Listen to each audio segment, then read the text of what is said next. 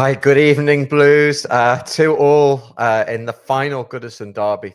I don't know where to start with this one. I've never seen so many sendings off after the whistle. Obviously, Everton, doing the business for us. But my God, did they make us sweat? I'm going to be joined by guests throughout the evening. Keep your comments rolling in. The main thing, obviously, is that we've gone in and we've not allowed the Red Shite to go out with the 3 points. It wouldn't have been deserved, would it? I'm going to be joined by other members of the team. I'm going to start with Corey. Corey, you've not been too well. You've had an operation recently, so I appreciate you coming on. It's never easy after the whistle, and to be honest with you, I was preparing for the worst only a few seconds before the redemption from James Tarkowski, and I say that because I think a lot of people were pointing to him for mistakes at the weekend, and he's come up with an absolute smashing top rifle corner shot that's basically sent the roof has come off this house, and basically the roof came off Goodison as well, didn't it? Yeah, do you know what? Right, so I've had an operation on my feet. I don't know if any of you have seen that video with a fella who's got his hands in bandages and he's clapping and he's in absolute agony. That was me when that second goal came in, because I jumped up off the couch. Obviously, it's my feet that had done it, and I pretty much collapsed to the floor afterwards, and I was still cheering in the air. That's how much it meant to me. Yeah, absolutely lifted the roof of the net, lifted the roof of Goodison, and like you said, there's probably lifted the roofs of many Blues all around the country and all around the world as well. Hold that thought, Corey. I think Ryan's joining us as well. I just want to get Ryan in. I'll bring you back in a sec. Ryan, you outside Goodison? Yes! Wow! I'll just remind you that we didn't win. Don't tell me you walked out before the end. You did. I have got a funny video. Did you see the goal? I didn't see the goal.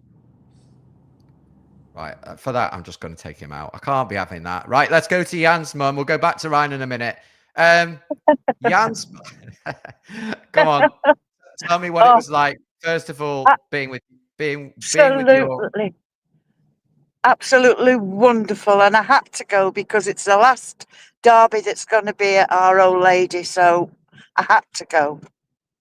And the atmosphere... I believe you took my ticket as well, although it's technically Jan's ticket to give away, not mine. But the atmosphere, it sounded absolutely electric if it was anything like last year.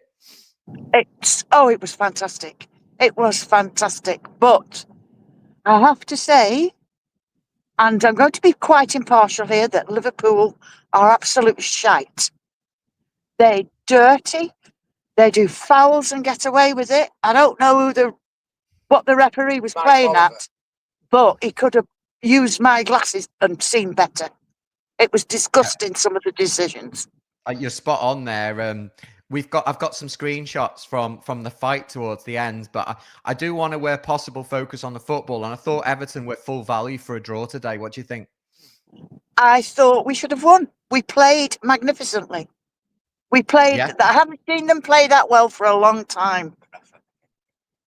And they deserve all the applause that the crowd gave them. They deserved it. Tell me what it was like, because you were in the ground, and obviously me and Corey were having to sweat through the TV coverage. Yeah, well, there's a little story. They're drawing the lines for the offside. Liverpool, I'll reserve swearing, but they're drawing the lines. They're trying to find any possible excuse that they can have. I'm squeezing this stress ball. And I've been squeezing it all game, and I almost gave up after Liverpool scored because I felt like the tension kind of eased a bit. But as we scored that goal at the end, it was almost like Liverpool were looking for any possible excuse. I'm going to turn into Jan here with the way I'm phrasing this. But they were looking. No. I was just saying, you're turning into me. Were Liverpool looking for any excuse, or were VAR and the officials looking for any excuse? I don't know, because I don't know how much they want to keep the Premier League alive. But they were looking for any excuse to not give Everton that goal. It was an amazing goal, but it was so much tension because we had to celebrate twice. Just talk me through what it was like after we scored, when they did the review. How was it? Because I was there last year. We did the Calvert-Lewin penalty and all that. I've got an admission. I have to leave early because, I'm slightly disabled. So I have to leave early, otherwise I get in the crush. So we're everyone walking down hasn't been- Spallow Road when Yeah. the whole of Spallow Road absolutely erupts. There's cheers from the crowd, the Royal Oak. So we're stood looking through the windows of the Royal Oak. Yeah. Oh my God. You and Ryan, Yeah. and I don't know what it is with our lot, but I do understand, obviously, with your physical requirements that you're going to need to get out the ground, and it can be pandemonium, especially if everyone's got a face like thunder. And to be honest, I would have had a face like, I nearly did have a face like thunder a few minutes so ago. did we. It was pretty much this color. I should get the cards out in a minute. But basically, we did not deserve to lose that game. And for us to end the last game under lights, potentially the last game under lights, at least the last derby game, 41 wins aside, we've not halted their title challenge, but we've certainly given our effort towards Arsenal, with Mikel Arteta actually appearing on the front of the cover. I'm trying to get a copy of that if anyone's about there. I don't know whether I can still get one. But thank you so much for your comments. We'll come back to you in a minute. I'm going to go back to Curry because he's I think he's drugged up, and I want to give him an early night and allow him to have a bit of a rest. And if Ryan is there, or David, we'll bring them back in a minute. I can't believe, Curry, what I'm listening to. No one was in the ground. I know, yeah, I'm surprised. I mean, of all the games, derby, you stay to the end. We know what can happen. There's always shock at the end of it. And the last one at Goodison Park as well, it was written in the stars, wasn't it? You couldn't have written that if it was a Hollywood film. Us, Everton, would have been deserved winners, I think. The territorial, the chances that we had, the fact that we had the penalty disallowed, which it's a 50-50 chance, in all honesty. It could have gone either way. Same with the Conor Bradley yellow card. So it seemed like all the big 50-50s were going against us. They get a goal late on. It's against the run of play, bit of heartbreak, and then the Reds are singing "You'll Never Walk Alone." They think they've won it. There's a bit of hubris there, isn't there? And right at the death, snatched there. What a strike! Absolute volley, foot like a traction engine. Ridiculous, fantastic. And I would love to be the people in the ground, love to be the fans in the ground when that happened. Not just that, but when the VAR, we got a second chance to celebrate it as well. And then obviously the scrap afterwards as well. A little bit of TV soaps around, a bit of popcorn. Yeah, I've managed to get, I don't know how much trouble I'm going to get into this, but I've only screenshotted what's on TV, mate. But here you go. What happens here? I'll take the first screenshot of what's going to go on. We'll probably go back through the goal in a minute. Sure. But what happens is Decore, he gets pushed, I think, by Curtis Jones, who's already on a yellow, I believe, at that point, the substitute. And then it's just an absolute melee with players. But look at this, 3 against 1. Shane Big Dunk wasn't there. You've only needed him. And then, of course, it's a real big scene at the end with Decore celebrating in front of the fans. You can see, and you can write your own captions from there. It's almost like I'm better off not saying anything because I feel that says everything. This picture epitomized the effort, the galvanized Everton side under Moyes, the atmosphere of the day and the evening, from the blue flares and the build-up and the various different podcasts BBC have been doing on Goodison derbies through to the final whistle. It's a shame that it had to end in a fight in this melee, where quite literally, it ended up being a bit of rough and tumble. And we're going to have to go through some of the sendings off in a minute, just to kind of work out who was anyone technically still on the pitch. And I think we do have Ryan coming back. If we can get Ryan back on, that would be great. Right, I'm going to let you back on, seeing as though you're the founder of the channel, and you're not the only one that was outside the ground when the hurricane or the earthquake erupted. Can you still hear us? Are you still there? Struggling to pick up Ryan. The signal can be quite patchy, and if he's anywhere near some of the car parks and stuff, it's obviously all very crowded, and everyone's just trying to catch their breath a little bit. We are going to play through the game, guys. We're not going to rewatch it. We're going to talk about the talking points in a few minutes. Hopefully, I'll stay on for as long as Curry can last. Given I think your painkillers probably would have possibly helped you get through that game, but they can make you drowsy and all of that. And if Ryan messages me and he can get back on, brilliant. We want your comments. And of course, if you're watching this for the first time, where have you been? With over 3,000 subscribers, we started this in lockdown. We've shown up, win, lose or draw, and believe it, not many wins. But under Moyes, we're galvanized. We are stronger. We are better. And we actually have a plan. I thought there were some fantastic performances. We'll go through those in a minute when we look at the lineups. We'll also have a look at the way that the game unfolded, trying to kind of make sense of what we've just seen for the last 98 minutes or so, because quite literally, you're not going to see a Premier League game as frantic as that. And you can keep watching them for years and years.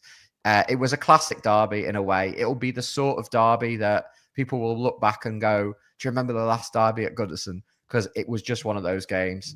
Don't know about you and other fans, but I had a sleepless night last night just thinking about this game.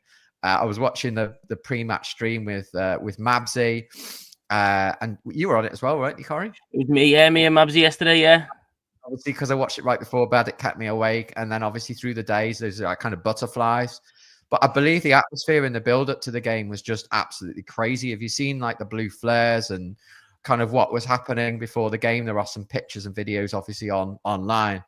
But as we kind of are going to kind of look back through the match and try and make some sense, otherwise I don't think anyone's getting to bed tonight. Personally, I don't think that I'm going to bed until I've kind of distilled what happened. Let's have a look at, and we'll come to comments in a minute, so please guys just keep bearing with us here. We're going to look at the way that the teams lined up. Of course, the thing I'm going to pick up, the big thing here, is the fact that we had a major injury to our number 10, who's the main playmaker. And how much of an impact did you think that was going to have at the time? To be honest, I thought that might have been the game gone. I don't mean in terms of us losing it, but I just thought maybe the tempo or outball and just things like that. Now, I do think it certainly affected it because we know how good Njai is. He's a bit of an outball as well. You put the ball out wide, he'll battle for it, he'll win it, he nicks it, the ball's stuck to him, and he's brilliant for the counter-attack. So I was concerned at that point. But what I would say is fair play to Jack Harrison there. He's come on under difficult circumstances. Our talisman has come off in the derby. He was visibly upset. You can see that was gutted for him. And Jack Harrison come on and he gave a good account of himself. I thought he was probably one of our better players. I'd probably say in our top 4 or 5 players on the pitch, which considering some of the shifts that the players put in, was fantastic. Didn't let the ball get away from him. He kept hold of it. He done what Njai would do and keep the ball going. And he not only did he keep the ball on that left foot, he cut inside on his right, which obviously we know how strong he is on his left and his struggles on the right from the other side. But he looked really good. He was difficult to tackle today. He gave Conor Bradley, he gave Trent Alexander-Arnold a difficult time. So I don't think we missed Njai as much as I thought we were going to at first. But yeah, look at the start. I was certainly worried. Yeah. Hold that thought, because I think we're going to cross over to Basil, who's actually been at Goodison. I wonder if Basil, my youngest brother, is. Yes. Was he in the ground? You're going to boot me out? Yes. Were you in the ground when we scored? I was in the ground when we celebrated the goal. Right, he's off. No, I'll bring him back. Bring him back. You can't, from the days of Joe Max Moore scoring at the death, you cannot leave before the end. Now, I say that having sat with Basil, obviously we were 2-0 down from Bournemouth. There's one goal in it. Why did you leave before the end? Tell me. Well, we left the other day, so I don't know, it's not your fault. Ryan and my dad, I knew they'd leave because they can't stand it. And the reason I left, I stayed longer than Ryan. I thought I want to wait and see this injury time through, but I wanted to get out before Liverpool celebrated that win and the whistle blew, and I thought it was going to go within about 20 seconds of me walking out. And as I was walking down, you come down the steps and you're walking out the ground. But I was still in the stand, so I hear this big roar, and then I just basically ran, and I can't describe it. It was just like euphoria. The people jumping up and down. I wasn't the only one. There was tons of people that walked out because it felt so flat. And as you said, with Ndai, the crowd sense these things when things are not going your way. And had scored, it just went very flat. You know, for 20 minutes straight, my head was done with it, and so I'm walking out, and then I jumped back in, and it was just like crowds of people pushing and pushing each other, like mayhem, but just jumping up and down, and then the offside thing, and well, you know what happened, but it was good to, there's just so much to go through. It was really good to be in there when the offside goal was obviously awarded as not being offside. It was just euphoric moment. What did you think when you were walking back in? I mean, obviously, I'll talk I was you through what sprinting in. happened.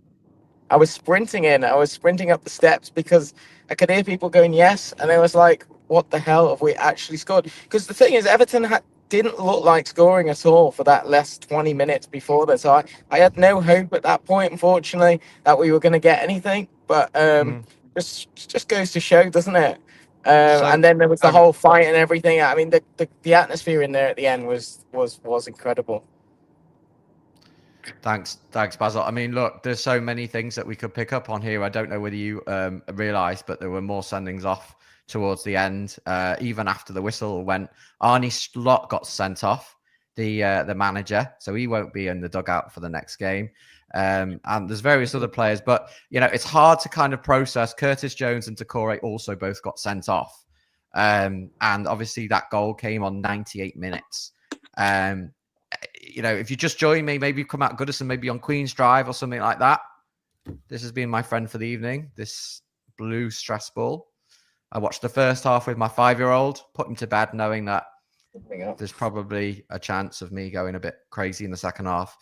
But I thought Everton controlled it well.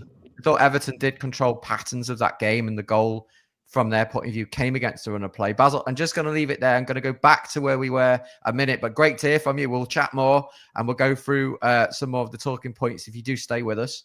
Thanks, Basil. Is another one of our team who just didn't stay till the end, which, I mean, I want somebody from our team to come on now. Maybe Mabsy stayed till the end and he's watching. Maybe he can find a way to get back on the channel. Please, Mabsy, if you can, come back on. Otherwise, I'll ask you about it tomorrow if you can join me for the preview of Palace. Not that anyone could even think about that right now.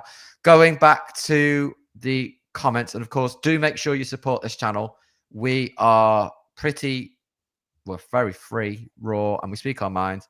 We kind of like this to be like how we would have a chat down the pub. If there is any uncensored language, it certainly won't be from me. I'll try and curb it because, you know, I have a little kid and he's probably waking up in a minute with all the noise.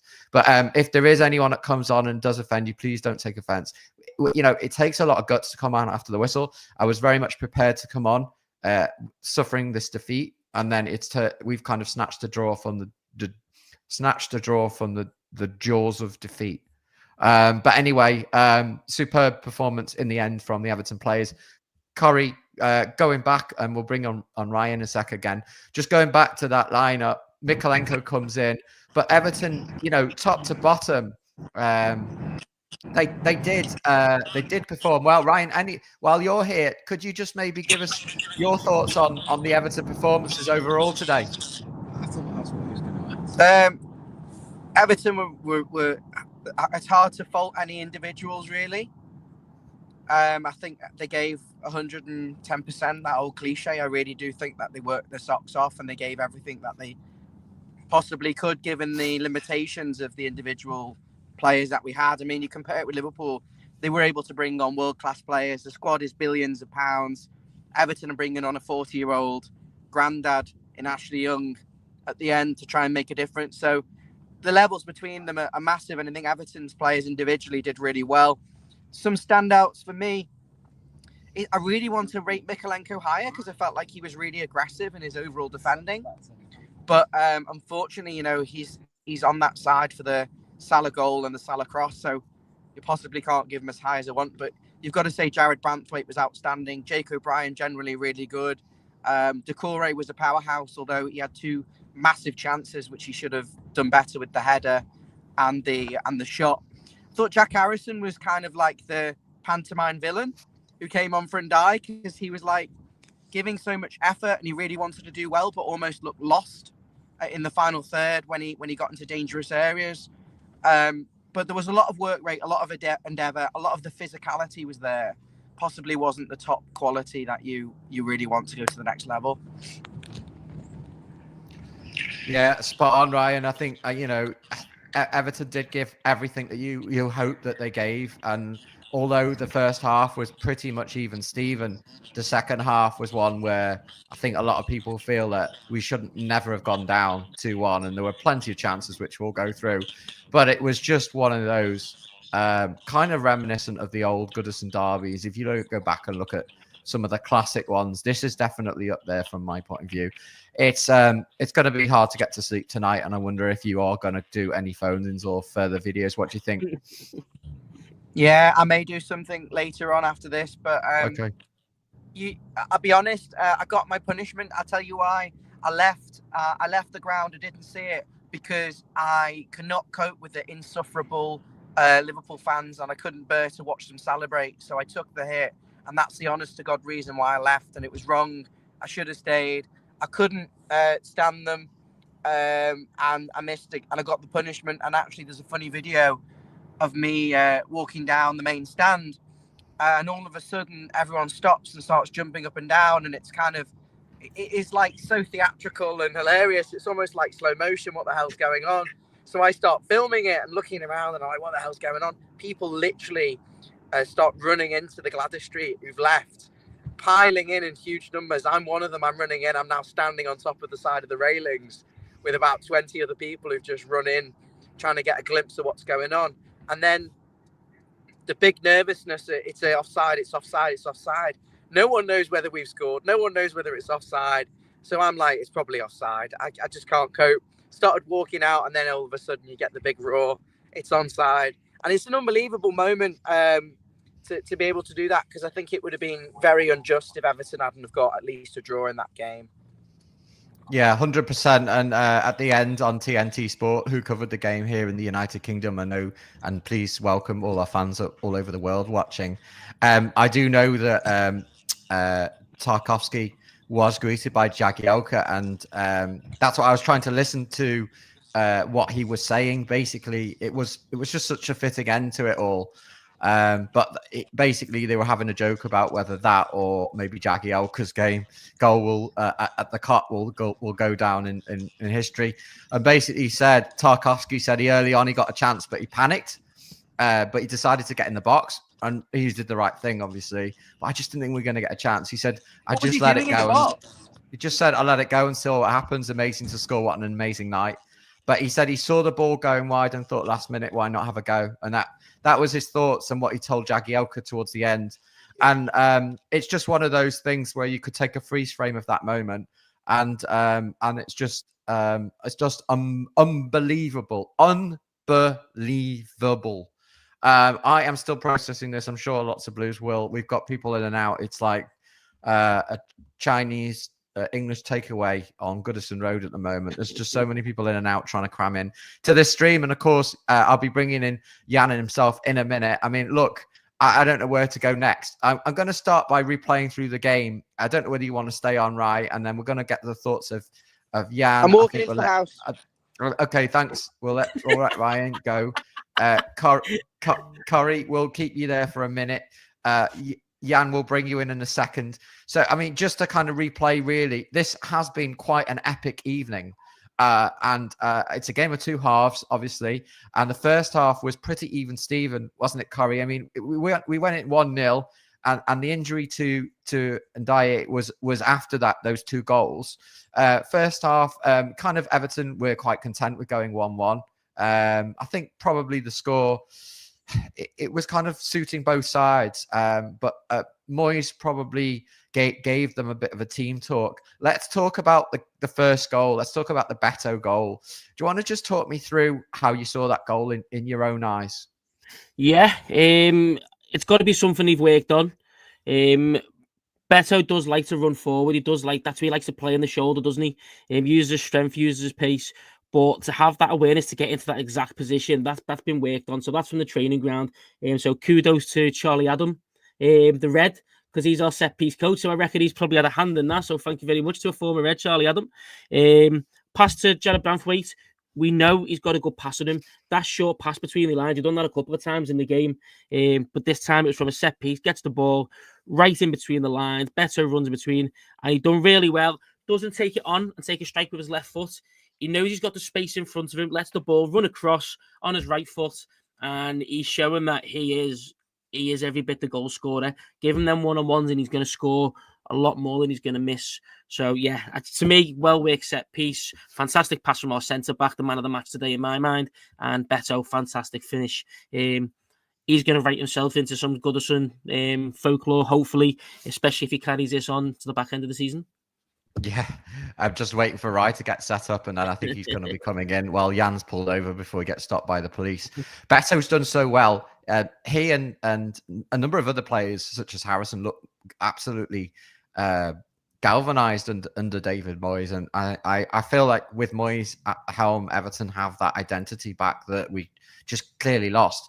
Beto is the epitome of that. His work rate, considering he played at the weekend and he's the only first choice striker available, was phenomenal. He took his goal extremely well. I went completely wild. I had my little son. He's just started to watch games. He's only 5. And his comment to me was, "Daddy, you're making me feel sick." I turned him upside down. We're all over the place. The scenes were absolute bedlam. Remember, I actually put him to bed at 6:30. Then I woke him up at 7:30. Don't tell my wife. She's out tonight. And it was just absolutely crazy scenes. But unfortunately, it didn't last, did it, Corey? We let a goal in. And Decore kind of gives the ball away. Whether you blame him or not, I don't know. Because, there was a sequence of passes where we're trying to intercept. Eventually, the ball, I think it's kind of McAllister's header, but should Pickford have done better? The cross is beautiful, of course. I think it's harsh. That ball whipped in with a good bit of pace, and it's whipped in as an in-swinger. So the way he's hit his head on that, it's glancing. Fair play, it is a good header. It's right in the corner. I think it's difficult. Look, what he probably could have done is made more of an effort to get to it and dive for it. But I think even if he dives for that, he doesn't get to it. I think what looks worse is the fact that he's kind of shifted his body sideways. Even if he dives for that, I don't think he's getting to it because it is right in that corner. Like I said, the pace, the swing on it, it's difficult to deal with. It just would have been better optics if he'd have gone for the ball. So I won't dig him out too much for that. Yeah, I think so. I mean, it's always a disappointment when you don't hold on to a lead. I mean, pretty much that McAllister goal came on 16 minutes with our goal at 11. So there was just 5 minutes between the two. And you're always a bit vulnerable when you've just scored. But for a Goodison derby, and a lot of them do end up in draws, many of them are 0-0, lots of sendings off, of course. And I guess this game epitomised that in some respects. Isn't it the most... Sorry to interrupt you. Sorry. Isn't it the most drawn game in Premier League football or English top flight football or something like that? So yeah, they have more. No they have more draws than Tony Hart's Art Attack program. But yeah, absolutely. I think that or a game of Pictionary, whichever pun you want to go with. But look, we're celebrating because although it is just a draw, and the red side are 7 points clear at the top, we have rescued the situation. Now, Corey, I'm going to let you go because I know that you'll be watching anyway, but just give you like a rest. And it was really good that you could join us and kind of fill in while people were coming out the ground. And I'll see you on the next stream, lad. Any final closing comments? Anything you want to say to the fans out there? Yes, before I start drooling and dribbling, at the end, Decore, yeah, look, it was stupid of him to do what he did. He's gone and goaded the Liverpool fans. It's caused a scrap. He's got himself sent off. But I'll be honest, I think that's what football's all about. Last minute equalizer in the derby. Your fans are singing their song. Everyone loses their heads. He gives some to the fans. One of their players gives it him back. It turns into a scrap, bit of handbags. They both get a yellow card. They both get sent off, quite rightly. Look, let's all be grown-ups and say, I like that in football. I like a bit of the drama at the end. They are the scenes that I want to see. So, look, I enjoyed it. I'm not going to dig any of them. It's the passion of it. And, look, what a way for the derby to go out. Brilliant thunder strike at the end, saving it at the death. And drama scrapping in what's the most carded derby in the world, or most carded derby in England. And, yeah, that's what I'm all about. Yeah, so many comments coming. Keep them coming your way. Corey, thank you for your company tonight. I'm going to bring Jan in a second. And obviously, Jan, Are you back home already, lad? I am, yes, because I actually, forgive me, before we get on to the football, I'm sure loads of people have different stories and memories of this evening with the last evening game at Goodison and the last derby and all that. I would just like to point out, thank you for dragging me on. I would have been a little bit more involved. However, I got pulled over by the police. And I have to say, despite my cynicism and desire for reform and all this kind of stuff, the officer that pulled me over was a human being and generally quite nice. Essentially, I'm not going to say any more, but yes, I let my speed get away with me a little bit. And he decided to look at my situation, like me, all this kind of stuff, and not to criminalise me. And it really hit home. And I just hope that it is thematically linked. There's a segue. I just hope that there are plenty of similar, conscientious, empathetic, considerate, compassionate. Yeah, well, no, out on the streets tonight, because there will be plenty of people that undoubtedly will be not going into work tomorrow. Now, I'm perfectly sober. I just was a bit stressed and panicked and wanted to get home to jump on this, so I was stupid. But I can just honestly say, wow, what a break at the death, because I thought I was going to get like ticket ban or something. I don't know, but stealing some sort of victory from the cause of defeat is the theme of the evening, is it not? Yeah, I didn't know whether you were referring to the fact that you were pulled over by what sounds like a compassionate Evertonian policeman, or I don't think he was. No, he said that was a good result for you. The redemption of James Tarkowski towards the end, and the fact that half of our team. I mean, obviously, I was supposed to be there. I was probably as good as you lot, because none of you were in the ground at the end, and I wasn't either. But it sounded like you were we were redeemed in two accounts. And it's good that I'm not getting a call from the local. Can you please run me through? I know this might sound ridiculous, but maybe obviously there'll be plenty of people who are watching the stream who watched it on TV. Maybe some didn't. Now, like me, I was there with my mum, but looking after my mum, I had to leave a little bit early. That she was tottering along and left the ground, and I caught up with her at about 90 minutes or so, or something like that. And we were walking down Spellow Lane when there was this almighty cheer, and I was like, no, don't believe it. It'll be them lot winding us up, leaving early. So what happened? Because I saw the the VAR replay on the screen, where they were looking for any excuse, just as they were throughout the whole match. Have you covered the yeah, would you mind running me through? What's these red cards? What fight? What? So Jan, do you want the red cards or do you want the goal? I mean, just run me through as if I am excited. I'm gonna walk. We're gonna walk through the second half in a minute anyway. What I would say is that we have thousands of people joining us watching live, and your mic is a disgrace. So can you get your other mic out? Because I'm not on my computer, I'm on my phone. In case you can't tell, I'm not carrying a 10-kilogram desktop PC around. Okay, all right, I'll give you grace on that. It creates authentic content. Anyway, loads of comments coming in. We're going to go through the second half. We're going to talk about the medley towards the end. If you get a chance to rewatch us from the start, I did pull up some naughty screenshots that I brought. No, not that type of naughty, but just screenshots I took from the TV, where basically Curtis Jones is having a really good go at our players towards the end after the whistle. I am trying to keep on topic with the football, but there was so much after the whistle. We could basically do an entire episode about what happened after. And you do keep your comments coming in, because I know that a few of you are getting back to your respective homes in Liverpool. Yes, that's right. Everton fans do live locally, most of them, whereas Liverpool fans, if there are any left, are on their way back to the airport. Now, of course, no cheeky digs there. We are watched by home away fans as well, week in, week out. We try and keep the show as respectful as possible. We have this comment from a Liverpool fan. What a game. Fitting final derby at Goodison. You deserve something from it. So it is good to stay humble with these situations. I don't know whether we could have done this if there was a win for either side, but it definitely, Jan, wasn't a game that you know what, I sat through second half and I thought, we're not losing this, we're winning this. I mean, I have to admit, I was all doom and gloom, a little bit quietly doom and gloom. I was kind of preparing myself for the inevitable, if you will. The whole thing of, I mean, it's almost it played out according to a predefined, pre-written sort of script or rubric, which was Mike Oliver lacked any consistent character enough. He's so inconsistent in his character and his application of the rules that they had to give him 2 first names. Because he's like 2 different people policing the game. The arbitrary application of rules and stepping it down to make sure that people are remember the fact that I'm Mike Oliver, I'm the referee, this is my game, rather than it being a game of football. And I don't know whether you've covered the whole thing, but the way that Liverpool players, I'm not criticising the style of play in and of itself, because if the team has a style of play and it's within the rules, absolutely.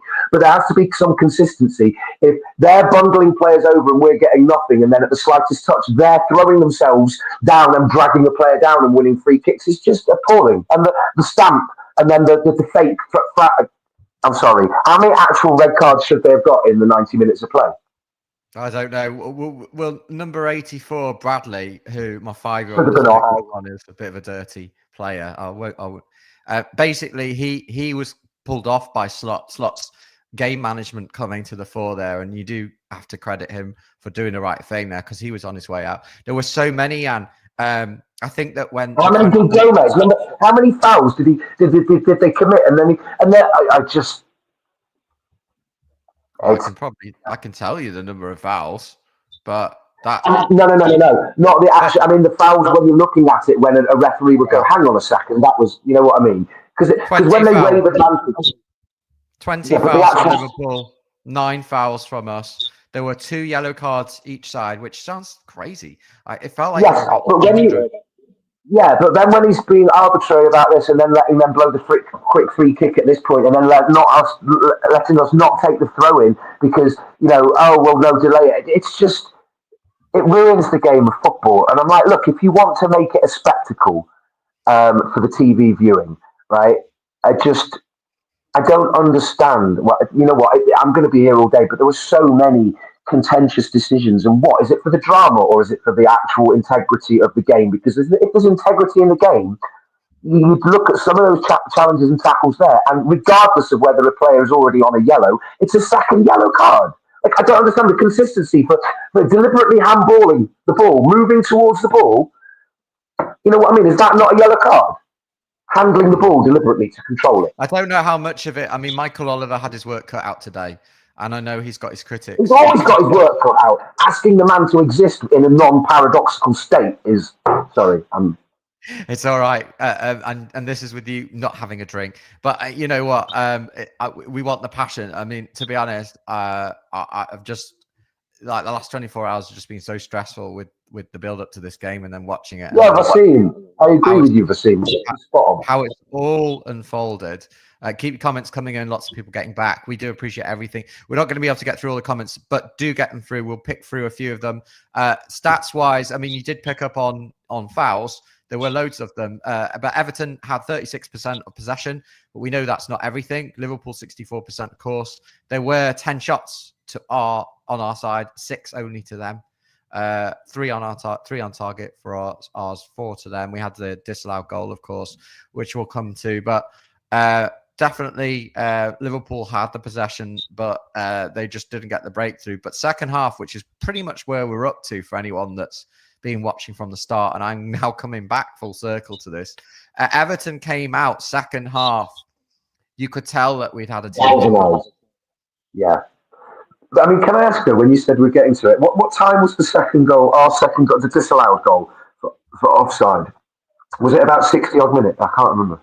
Yeah, it was before the. I don't have the exact point because I don't have so much information right now. But that I will get that information to you. But basically, the Liverpool goal, the Salah goal, which was inevitable because I think he was ineffective. Had like 12 touches all game, had an assist and a goal. Without him, where would Liverpool be? I have no idea. But Salah's goal came on 73. I think that the disallowed goal which was clearly offside, by the way, was around 10 minutes before that. So you're probably in that sort of region. But that came in a spell where I just felt like Liverpool couldn't handle what we were throwing at them. Physicality. It's so frustrating that as you said, sorry, you touched on all these things. You just said that, and it's so frustrating though that we were handling everything until they had that It was just like a moment of, they're going to, like Garnacho's overhead kick or something like that. It's just like, people say that the harder you work, the luckier you are, and all these kind of things. But by God, we are an unlucky team. I think we're unlucky, and I think Liverpool have stars, and Ryan alluded to it beforehand. The embarrassment of riches that they've got coming on from the bench, the number of strikers that they've got that are A1 strikers coming on, it's really just incomparable that we've competed so well today. Yes, it's they nice. bring people off the bench. They bring people off the bench who are internationals, and Darwin Núñez and Alexander Arnold, and it's just everyone looks at them and with envy, jealousy, and hate, and all of those other words. But ultimately, it's incomparable riches from a footballing side, and it's not paid on paper, but when you look at the faces they brought on and the way that they could liven up the game, it was kind of all to tell. And of course, we spoke about that spell, and it's hard to pinpoint anything particular, but Everton attacked mainly through the left-hand side with Jack Harrison, who I thought, replacing Ndiaye, I don't know what he said to Ndiaye when he came off, or whether he even spoke, because obviously he was very visibly upset, and we don't know. We were a different team. I think it was the upset because, look, it didn't take a genius to know that at the time when Ndiaye was on the pitch, he was the one that was spearheading a lot of our danger. But we didn't have the option to attack down the right because we just didn't have the same width. We didn't have Kanchelskis or Alexanderson hugging the touchline. But my God, we could have done that because we ended up having the left-hand side, Morales or Deulofeu, but somebody on the right-hand side would have given us nice balance. But I thought Harrison was absolutely outstanding today. He could have probably put in a few extra crosses, but he did such a great job. We held on to the ball where we could. Decore and Beto absolutely terrorized Konate. Konate will not be sleeping tonight because the physicality from those two, my God, I want it week in, week out, Jan. Yes. But the physicality that we had to step up to that level of physicality, though, which some players did. The diving headers from Branthwaite and just you noticed at times that there was a refinement to Liverpool's play. Look, I don't want to sit here waxing lyrical about what you might. It'd be easy to just tongue in cheek say our enemy, our biggest, but. When they're dinking the ball around and then we clear it and then they get it, and it took a little bit of time for us to bed down and to chase the ball and to make our mark and to stamp our presence, because it seemed a little bit like we were allowing them somehow, like they hadn't had the managerial and tactical instructions to say, look, Liverpool players are doing this in order to not get taken advantage of, and you are not being protected by the referee. You need to do X, Y, and Z. And you could see that Liverpool players were starting to shy away because, hey, they're not rolling over for us. And that's when we always, we bring it to the derby, but some games we bring it, like I've historically said, Tottenham always allow us to play football. And when we can play football, when they allow us to play football, then we step into it. But we need to have that aggression to take it. Do you know what I mean? And anyway, I'm going to talk for too long, but yeah. No, it's absolutely fine. There's just so many talking points that it's almost unbearable to know where to go to next with this one. But we are going to continue with the first half and the second half. And apologies, but basically around 9 o'clock, Rio Ferdinand was singing our prayers. He was saying how we were doing well out of possession, but we were making ourselves really hard to play through. There was no opportunity for Liverpool to play their normal game here. The strikers were feeding off scraps. The intensity from our side was there to be seen, and it made Liverpool think in a way where I don't feel that they've had to think for many games this season. I think that this will end up being replayed by any side that plays Liverpool to the end of the season and going, you watch this Everton side. You watch, they are like a pack of wolves hunting down. let's just for argument's sake say that though, but would they not necessarily say the same thing about the Plymouth footage?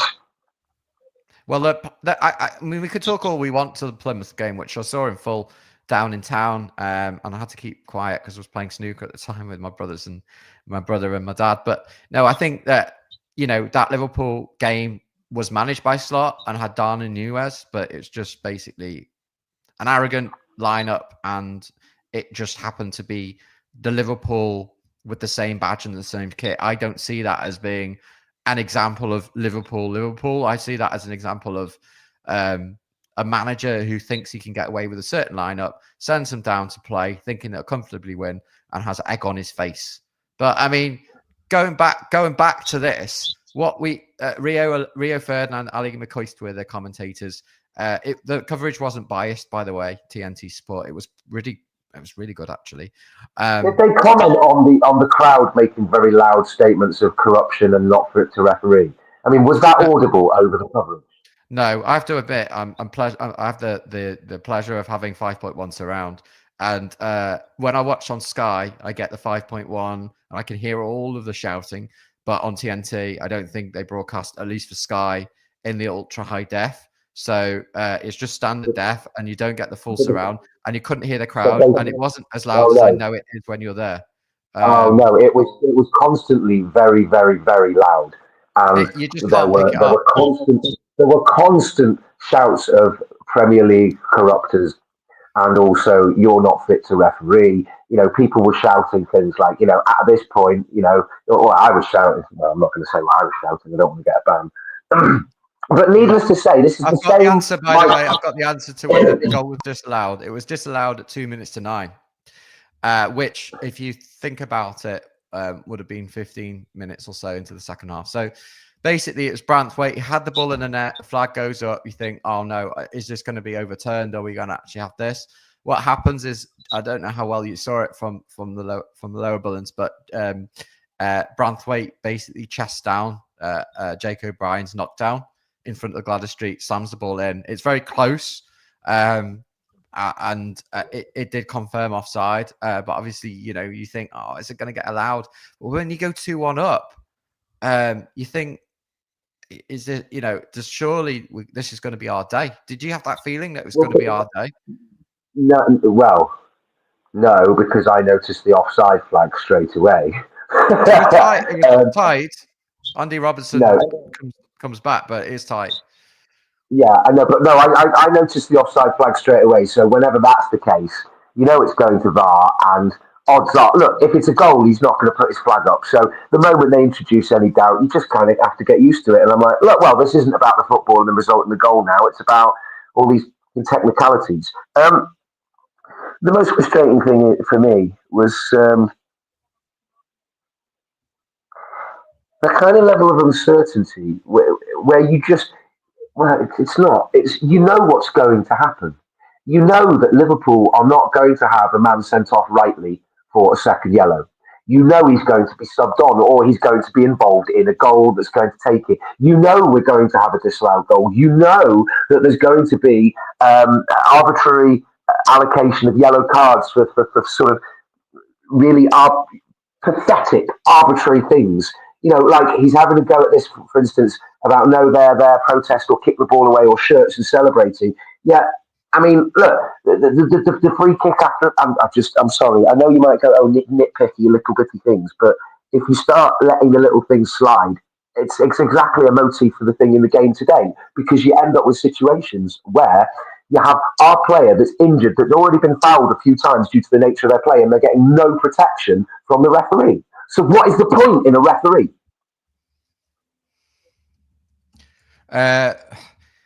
The point of the referee is he was in a loss situation in this game, whichever way it went and however way it went, and we knew it wasn't going to be a game of fluid. This was never going to be Man City Real. This wasn't that type of game. I apologize if Ryan. Oh, sorry, Ryan for the back. No. He just said that he'd happy to swap, but obviously we're very comfortable here going through all of this. Look, Jan, you've got to get your points off across and get everything off the chest, because Let's face it, no one's going to sleep anytime soon. And there's loads of comments coming through. Hello to all the regulars, Peter, Dixie, Lee, Nick. Big shout out to everyone. We're well over 3,000 subscribers. We're proud about that. And we grew this channel from nothing. I have to be honest, coming on with a brave face following a defeat was exactly what I'd expected to do. And then James Tarkowski has basically saved Well, Goodison, on that note, really. can I ask you your opinion and the viewers out there? It's a psychological trick, but I would argue that, I mean, we can never predict the future, but I'd argue that it's quite damaging for a team, even if you'd argue that, okay, they're a better team, they're away from home, but it's a local rival and they got a draw, you'd say that, okay, that's a relatively good result, but they won 3, they'd feel a bit disappointed, whereas I feel we could have got 3 at one point. But the issue for me is, when you get a draw from a losing position and you feel that you're the underdog, so we have the lesser quality players as squad, undeniably. I'm not going to split hairs on that. If anyone wants to argue with me, then I'll see you in the psychiatric ward, right? But to have a goal disallowed, to then think you have the upper foot and have that snatched away and then to go a goal down, when you then get a draw, it feels more like a win. It feels like we've won and they've lost, even though we both got a draw. I don't know how you feel about that. I feel like it was a draw that was, if ever you could say we deserved a draw, it was a draw, but it was like a 2-point draw. It felt more than a regular draw. I wish that they did reward 2 points for the effort, but unfortunately it's just the one. But the main thing, is it's not defeat, because the grand old lady does not want to leave, and no one wants to leave that ground, but it is happening. I was collared by BBC Radio on the way out the ground with my mum. Well, and did you speak to them? Did you say anything? Yeah, they asked about how many derbies I've been to, and I sort of figured out it must be about 40 now. I don't like them. I've had the stress ball on me all day. It's just too tense. I feel like the tension went when Liverpool scored their second. It came. About 30, 35. I'm gonna talk about that goal. Basically, they break down the left-hand side, and it's completely against the run of play, right? And I'd like to go through, and maybe this is a good chance for Chris or Ryan or somebody who wants to actually go through the entire game and do like a live watch along. I don't even know whether we're allowed to do that. Who knows? Or just some screenshots, because you do make some really good points. And Peter's made this point about 3 potential yellow card offences just for McAllister. And I think this is just the whole pattern of the game. The whole game was just like, that should be a yellow. Perhaps Garner, Adrissa. But I don't want to go. There's so many incidents. Yeah. But let's go back to what really mattered, which was that against the run of the play, clearly against the run of play, against a much better side, let's be honest, that we'd nullified for this half on 73 minutes. The inevitable happens. And we've seen it before with Manny scoring at the end of the park and Gary McAllister. And we know that this sort of thing happens. And there's no way of getting away from the demons. But with seemingly one shot and hardly any impact in the game otherwise, Mohamed Salah does what he does. And there's a reason why. Which is collapse and drag the player on top of him to win a foul. Well, yes, he does that as well. But look, we're laughing now. I'm not sure we would be if we were losing this game. But basically, it's Curtis Jones.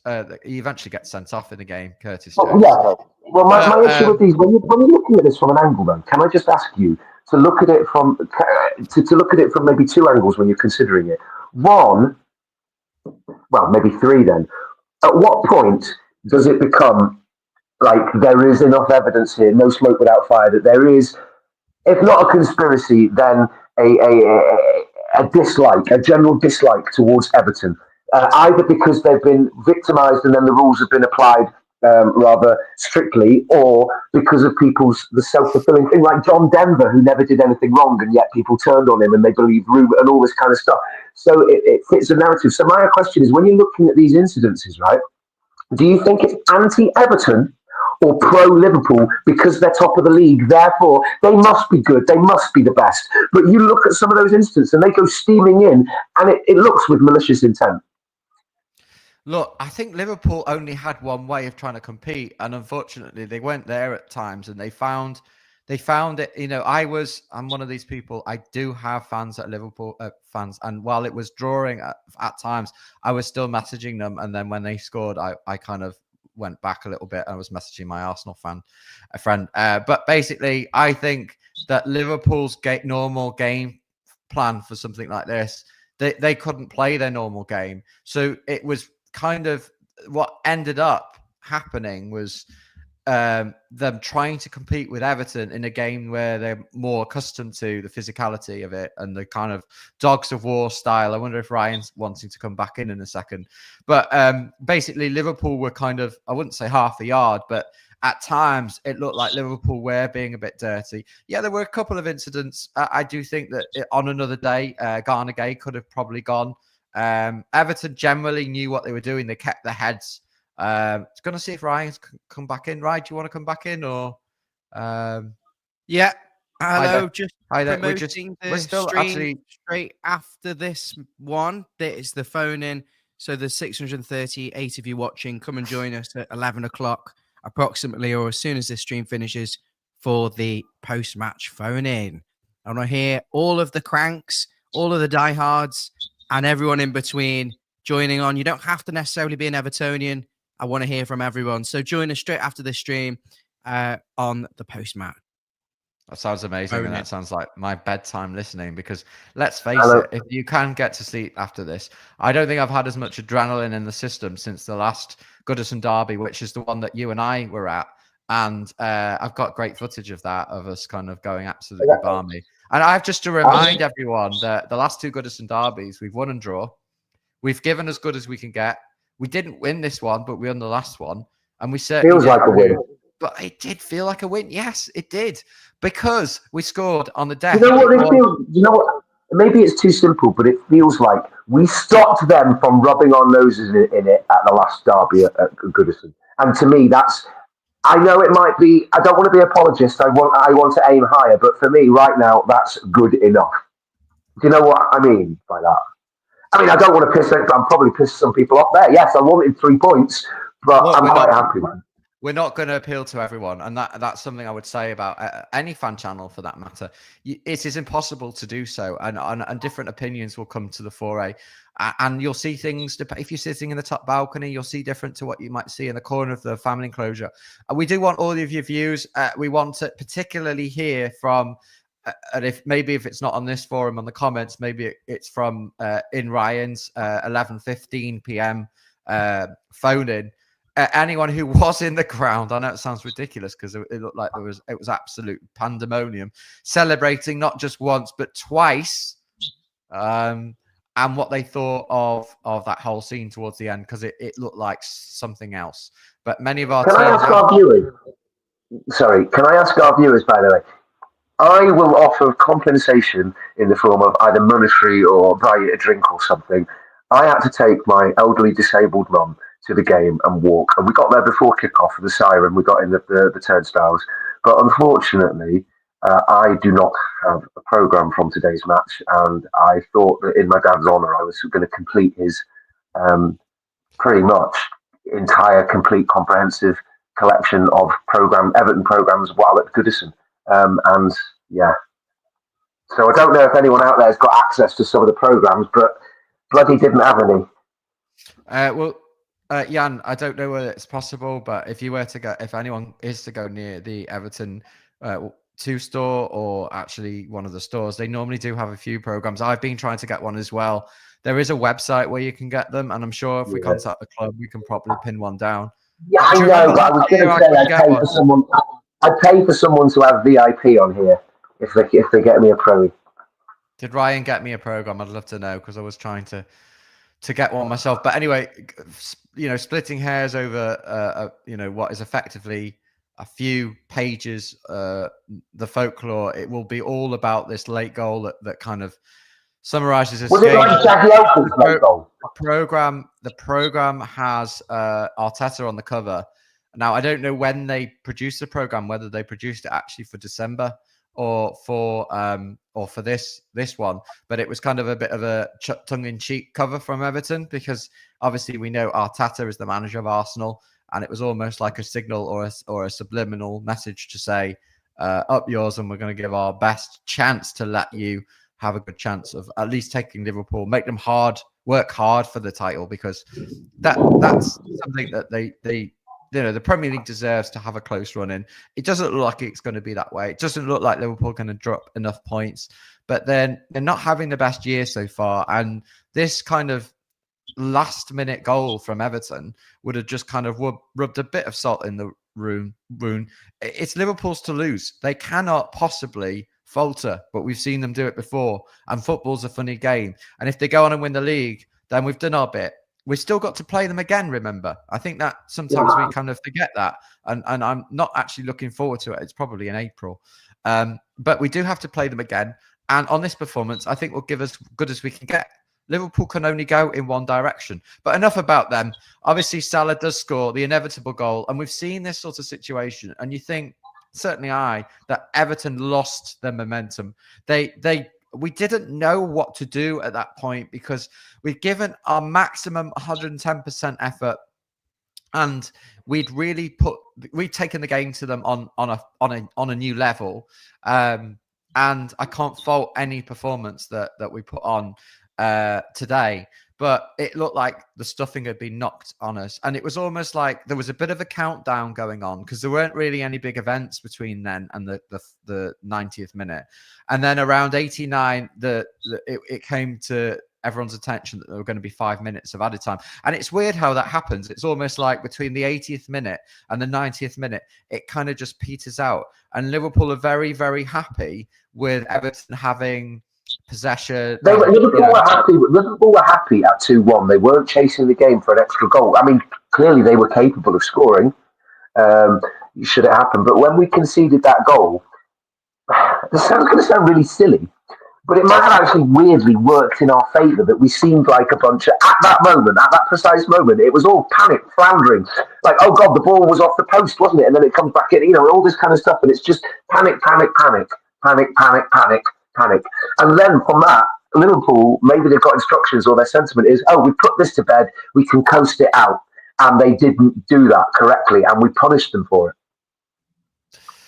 Yeah, we certainly did. Anyone that's had critics, especially performances under Dyche, some players that have not necessarily put in a shift, like Decore, and weaker performances like previously from Harrison, they were not there today. They gave them everything. They left blood, sweat, and tears. It was everything that you'd hoped from an Everton performance at home, the last Goodison derby. And of course, if you just joined us, we're over the hour mark, so you feel free to go back and watch this. If you've not already subscribed, make sure you do. The banner's going back up here. And I believe you can win a Dell computer on a prize draw. I'm sorry, are we not going to get done for like using somebody's image or likeness, or do you think he's a good sport? It's like, it's Everton fans, it's all right. Because, I mean, Well, I just promoted Dell computer. Look, I think, come on. I think we're going to be done. We'll be done by now, and we'll have to kind of accept it. Basically, Alisson didn't have a proper save to make, despite Everton's territorial possession, especially in the second half, where we had at times 33% of the ball in their final third. You wouldn't have believed that. What a frustrating thing. Did you discuss that one moment towards the end of the game where Tarks was still in the box, right on the edge of the box, and he had the ball and he sort of floundered. He should have just swearing. Well, no, it's 5-11, we're good, right? He should have just wellied it, and he laid it, he panicked, he was like, oh no, I'm a defender at the edge of the box, shit. And he passed it to, was it Decore on the left, and he just whiffed it. Yeah, I mean, and also in those last few chances, there were a couple of things I'm going to pick up on where I'm sure that others who are going to kind of dissect this game properly going to go through. But Beto had a shot. It was a bit weak at 86 minutes. And this is like the only kind of action between their goal and the injury time. Was that the one that just rolled towards? It was a weak effort. But, Beto, his goal, he took well. He was physical. He's improving. He's improving week on week. He is 100% improving. It's a shame we don't have other players and that we're so dependent on him, because if, God forbid, he was to get injured, it would be like a Tim Cahill false nine mess that we would need to kind of deal with. Probably the lack of strike, probably Keane up front. Look, you can't really. So I think we might push to. Shot there, but So did we get any straight reds at the end? we'll come on to that in a minute. We didn't get any straight reds because I think Decoy. Have a look at this. Have a look at this. Oh.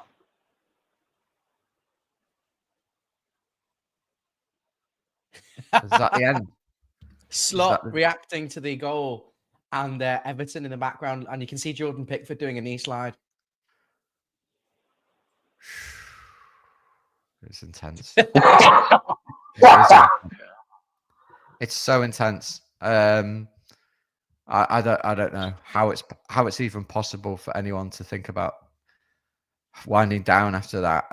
But anyway, Liverpool made more subs towards the end. Obviously killing time. They bring on Jota for Luis Diaz, who had a little run past a few players and did a few things for them. And obviously the quality is all there to be seen. What you mean, targeted some of our players and fouled them repeatedly until they were injured or marginalised out of the game? It depends on whether we're looking at through blue tinted lenses.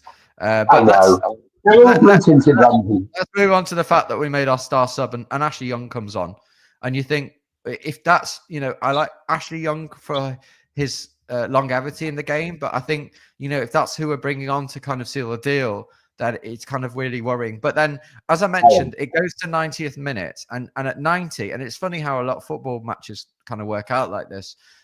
At 90, suddenly, as soon as you see the board go up, and sometimes it's 7, 8, 9 minutes, but in this case it was 5 minutes. It all kind of like galvanizes the crowd. It kind of gets the whole team together, because it's like, we've still got 5 more minutes to do this. But Tim loses the balls. I think that we kind of wasted the first 3 minutes of it, and it looked like there was absolutely no hope in Hell's chance of actually of getting back into the game. And then out of nowhere, there's a clash of heads, and it's down in front of the family enclosure, and Alcaraz and Branthwaite basically, but this is the level of commitment those players have had. They end up bashing each other's heads, and it takes like 2 or 3 minutes. It takes us well past the 95 minutes. And I know you were probably at the stadium then, Jan, but it was kind of a sense of, well, that's it now. I mean, they might add maybe 1 or 2. We kind of rushed through the kind of stoppage time play. We'd not really put the ball in the box. It just hadn't worked out. And I think I was actually starting to gather myself together to put myself on the stream with a face like thunder, having, I was writing, I wasn't writing the script, but I was already getting ready for the notes, for all the little details that we go around the channel. You were preparing for the traditional "that's Everton," I was preparing for a different level of stream, maybe one where we wouldn't be still lively talking after an hour and 7 minutes. But the point is, you thought it was done and dusted, and I think that was probably the same as what the other fans that we've had on, who've come on and said that they left the ground and all of that. We don't want to see the red shite, sorry for swearing, celebrate towards the end. And all of that kind of, we just can't stand it. I mean, they're tucking away the away fans in Bramley Moor Dock so that it won't be quite as painful. But it's painful. And it's no more painful than when they're winning the league and they're 9 points clear and all of that. So I get why people left. But with the clash of heads, which was really unfortunate, and hopefully both players, Branthwaite, who had an absolutely storming game, by the way, and we didn't even really talk about some of the key performances defensively from our side, because it wasn't all just attacking. There were plenty of really good resolute performances across the side. But the ball drops to Tarkowski. I just don't even know what he's doing there. I didn't see it as having a chance, and he basically leathers it. He smacks it. You couldn't hit it sweeter. It's different. Was it like Jagielka's strike?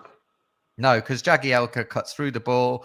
It kind of swerves and goes way over to the right-hand corner of the cop. It's just a different strike because he's slicing through the ball. This one, it was just absolutely gorgeous. You're going to watch it back in a few minutes anyway. It'll be all over the news and all over everything else. It'll be on the back pages and so on. The players ran to celebrate and the fans, and I just thought that's crazy. And of course, there were fans on the pitch, and you just can't stop that sort of stuff.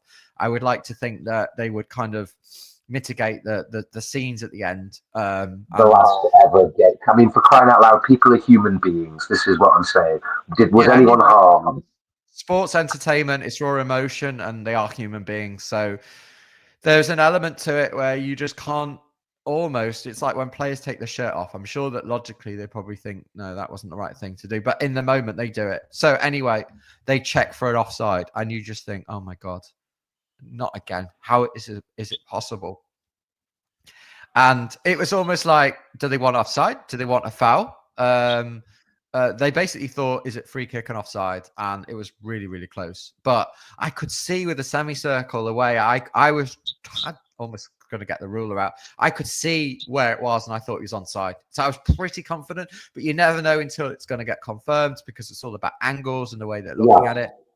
But having smashed the ball in the net like that, for it to be ruled out would have just been the most criminal of disallowed goals of all criminal. But then the scenes that came after with the eruption and everything else, it was just absolutely bonkers. If you're in the ground, please comment or come on Ryan's stream afterwards, because sadly I wasn't there. I went to the Storm Dara weekend. We obviously was going to go with you, but the goal stood, and it was basically 2 hours after kickoff, a full 2 hours, and it was 98 minutes.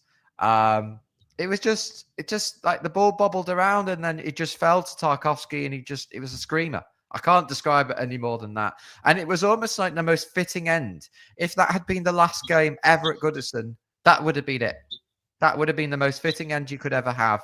And it may be that we have a game against, I think it's Southampton towards the end of the season, and that it doesn't even touch this game for actual, the quality of football and the passion and everything. I'm sure that outside the game and all the singing, everything will be great. But this was the end of all ends, and was the way that you seal a derby battle that's been going on since the turn of the century. I think both sides 41 wins.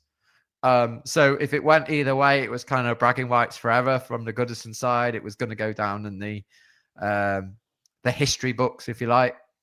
But unfortunately, what happened after that was a bit of a UFC boxing match. Players fighting. Look, it's going to hurt. People are unhappy, but it's not ice hockey. So you don't see it that often. You tend to see it a lot in the derby matches. It's heated. And the spirit that Everton players had throughout that game spilled out towards the end, but it was Curtis Jones that looked like he pushed one of the Liverpool players. We don't know what was said. We don't know all the information.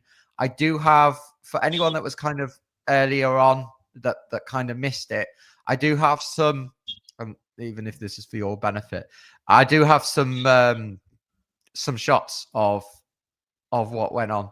So the first scene here, Jan, is Curtis Jones pushing to score, eh?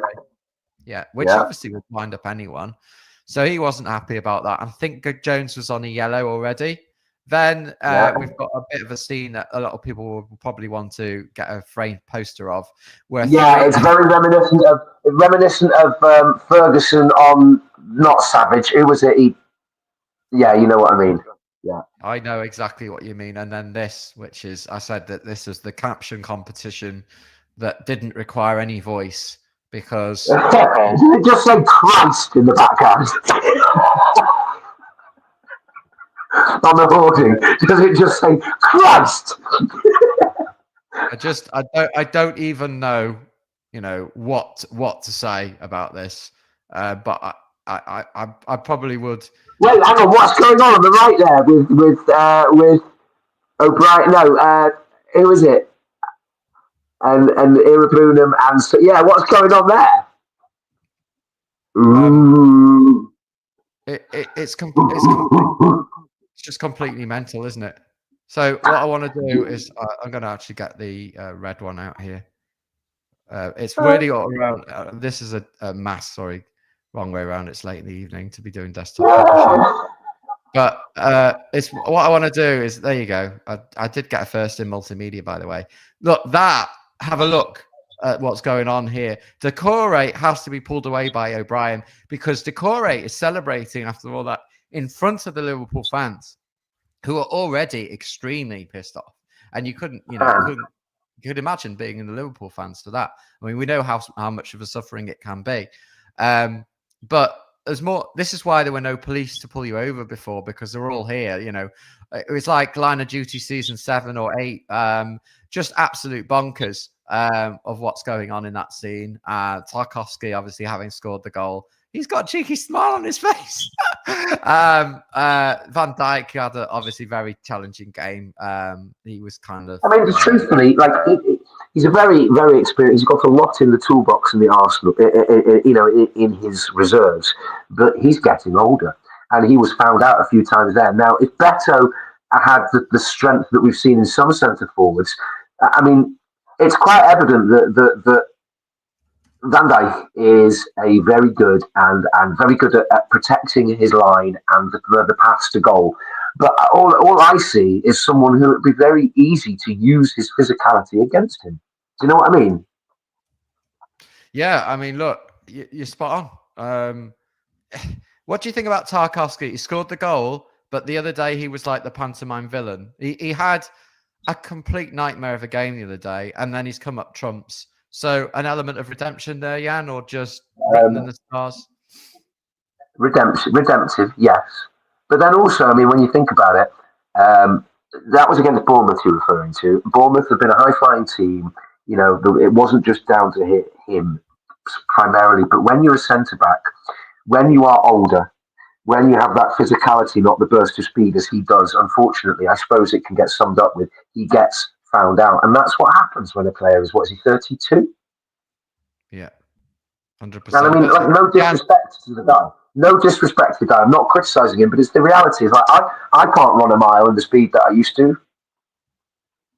No. Probably can't run a mile anymore. I can if I need to get out of Goodison having been hammered, but that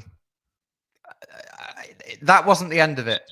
So the next thing that happens is Slot gets sent off. And I don't have the full situation because I was preparing to come on here. Remember, only a minute or so preparing for a loss and all of the shenanigans that goes on with that. And obviously, it's just one of those things that just can't even believe your eyes, really. But basically, Slot gets sent off after the whistle because you can do that. There's another melee, and then Decore gets sent off. And it just ended up with, I think what happened was because Decore was antagonizing the away fans. Yes, but how many times? Here's again an example of consistency or lack of hypocrisy. Absolute shout a bit is that the number of times that players do that, against home fans. Where are they meant to go? Well, maybe don't open yourself up to, you know what I mean? Like, it's that whole thing of, look, if just because you get punched first doesn't mean you're the victim if you're inciting people to punch you. Yeah. Don't forget, obviously, we have the phone in with Rai coming up after this. And that's a chance for everyone to kind of dial in and have your say, because through the various guests and obviously comments, and there's so much to go through here, we've been trying to make sense of Everton's 2-2 draw in the final night Goodison derby, and it was absolutely one that lived up to expectations. I'm sure Liverpool fans, some of them have been commenting and coming on and stuff, saying that Everton deserved the point. Others will be absolutely livid with the fact that they could have gone 9 points clear and carried the momentum into the last few games. And they do have a very tough run of lots of games in quick succession where you just never know whether they are going to drop a point or two. I was going to say that the thing with Liverpool. They're very fragile. No, and yeah, they are fragile. But Liverpool's season has been going extremely well, as we know. But they're out the cup. They've drawn at Goodison due to a last-minute goal, but maybe they would have looked at this and gone, well, actually, that was quite a good point. We're 7 points clear. Who knows? But I've put what that means. They are clear, but we're also 10 points above the relegation zone. So this is kind of another point towards safety, and it certainly means that, you know, we can maybe enjoy some of the final games towards the end of the season rather than have to sweat over how many points we're trying to stop Wolves or Ipswich from getting and constantly looking over our shoulder. I mean, we've had enough of that. Come on.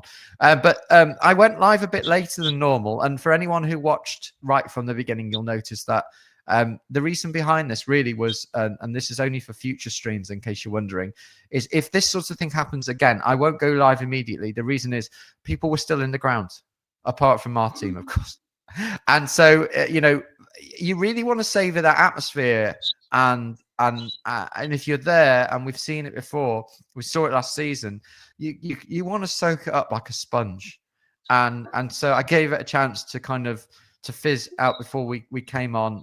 Firstly with your mother, and then we had Corey as well. We've had Ryan, we've had Basil, we've had yourself, of course. We only have a few more minutes left, but that was enough in added time for Everton to find the equalizer. That has meant Everton have gone out of this derby day with a smile on their face. A kind of fairish result. I don't know. Maybe there's fans who probably think we should have won the game. But when it's 97 minutes and you're hitting over the bar,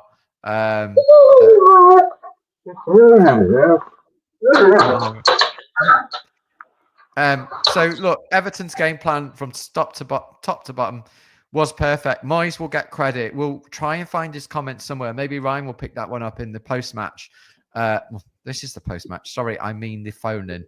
But you know what? The drama from tonight would have made any big box set kind of jealous. 4 goals, red cards, pure drama, and Liverpool still have a title race where they need to kind of finish the job rather than count to a finish. Obviously, the match did end with chaotic scenes in front of just under 40,000, 39,280. I don't know why those are missing seats. Like, who didn't go, and why were those 40,000 seats not completely full? But anyway, they might take that away because it's allocation then for security, because they might have had heightened security knowing it was the last game, the last evening game. And you can see there was a lot of security. The security was going, and I don't know whether they count that in attendance. There were a lot. Throughout the game, there were a lot of Everton stewards, safety stewards, G4S, all the livery, all the badges, all the things, and the earpieces that they tried to hide, all the things that you pick up on after years of being observational and noticing that. Oh God, there were hundreds of security of various kinds throughout the ground. And that's good, because, you know, first and foremost, you want to feel safe at a football match. You've got to enjoy yourself, and any stewards or anyone else from the public service watching, hi guys, and thanks for kind of making sure that the games are safe. Yeah, we do hope that Dia's injury isn't as serious as it looked. He was absolutely livid. He was in tears. He could barely, you know, keep his face up. We don't know how much of that was physical agony and or emotional agony, but certainly it was agony to watch. Tonight has kind of been just one of those nights. It could have easily ended in defeat despite Everton's great efforts, but we have managed to secure the draw that everyone wanted at minimum. Not just stopping a Liverpool in their tracks, but also helping us carry momentum, helping us write ourselves in history books as at least equal with them in Goodison derbies at Goodison. And of course, it was goals from Beto and Tarkowski that made it happen. From Liverpool side, McAllister, who wasn't even going to be available for the game that was called off due to Storm Dara, scored after 16 minutes with a kind of back header that caught Pickford off guard from a nice cross in.